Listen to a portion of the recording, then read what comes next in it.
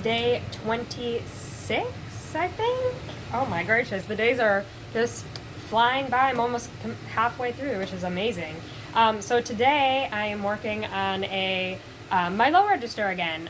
So I'm going to do a Blazevich tuba exercise, and these are really great because if you read them as if they're an F, they end up like perfectly in the horn range. And so I'm just pretending like this is an F, and I am just reading in bass clef. So I'm going to be strengthening my bass clef reading and also my musicality in the low register, which can be really tricky. So a lot of times when people play in the low register, it just kind of gets a little blatty and they stop thinking about music. And I never want to do that. So that's what I'm going to be working on. All right, let's see.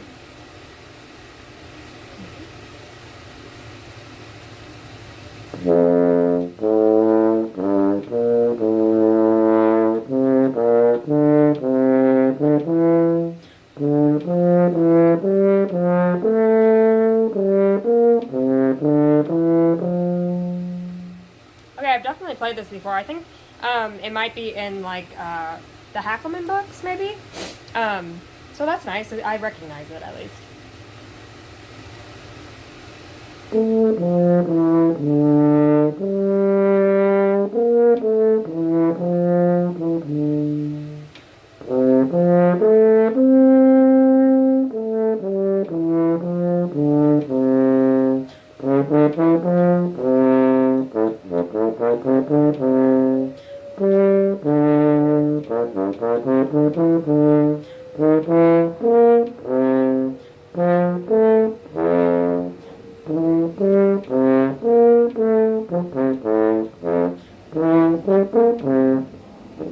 it was hard to get down to that low pedal G, so let's try that.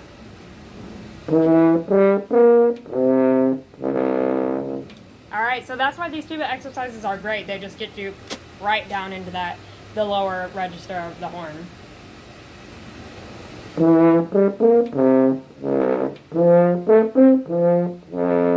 Alright, so that needs work. That G was really sharp, it was really uncentered. I want to be right in the center of that note. So let me try to flutter tongue it.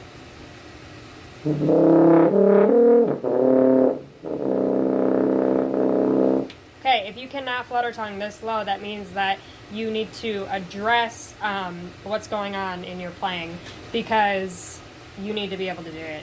It's a really good telltale sign of whether or not you're using too much back of the tongue and throat tension.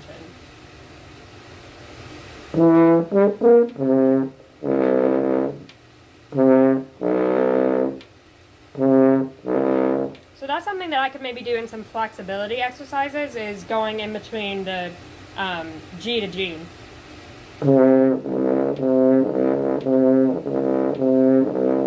So slurred feels a lot easier. Let's see if I add a tongue. So sometimes you want to just keep your face really light in order to achieve those lower notes. Really relaxed.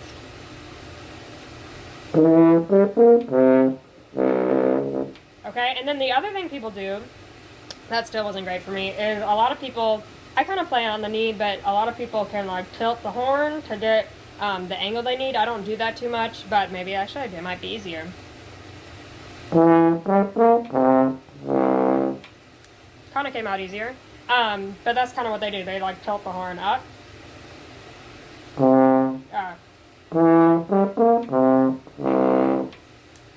Something to play with. So that wasn't very clean either. I had a little bit of a space in between there.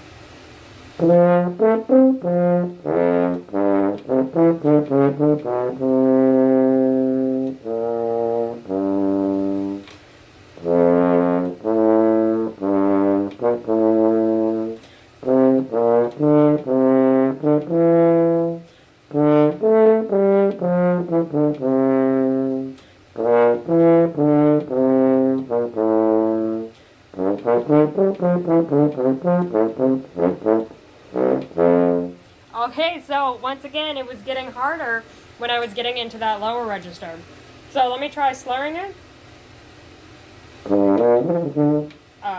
And I also had another thought, which is that when I play faster in the low register, it gets trickier, right? So I want to, if I were to slow it down, it would probably be a lot easier. But I want to learn at tempo, because to me they're a little bit like two different skill sets. If I know the notes at tempo and it's still not coming out of the horn, then it's like a different problem, if that makes sense.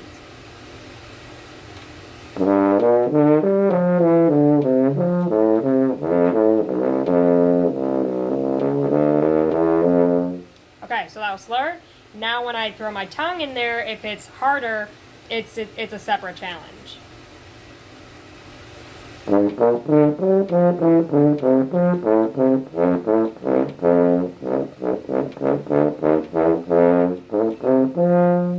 Okay, so definitely slurring it first helped get the airstream going, right? And if I even wanted it even better, I would probably flutter tongue it.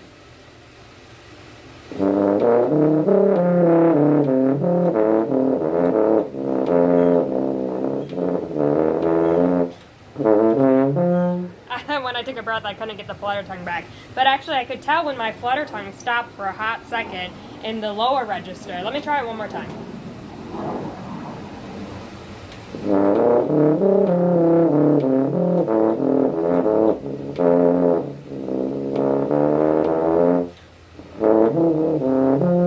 Okay, I tried to get the flutter tongue back after taking a breath. It was really hard.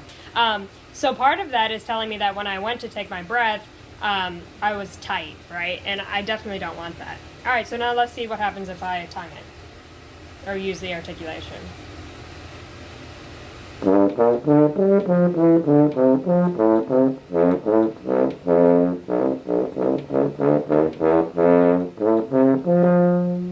Okay, not so bad. It definitely needs a little bit of work, but overall, I'm like 80% happy with it.